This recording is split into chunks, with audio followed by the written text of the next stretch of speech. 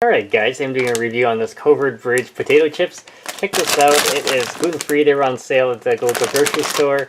And these are home style. Check that out, ketchup flavored, dark, russet, kettle cooked.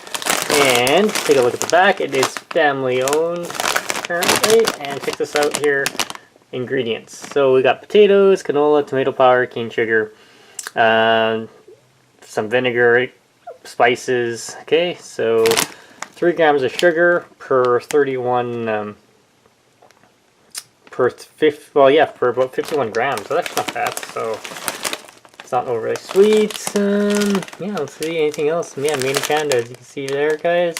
No preservatives. Alright, let's try this out. You can get this at the health section in your grocery store, so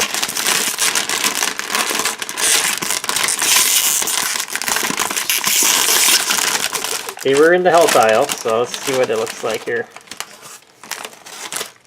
Check that out, that's what they look like.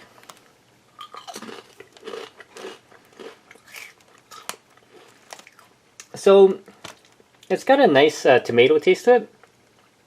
Not really a ketchup, but more like tomato. And they're actually not as, like, I don't know if you guys remember, like, Miss Vicky's or something. They're similar to that, but they're a little bit on the softer side.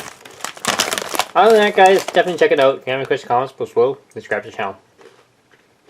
And they're not really, like I said, the flavor it's subtle, slight tomato taste to it. Other than that, yeah, it's not bad. If you have any questions, comments, post below, subscribe to the channel. It's not sweet though.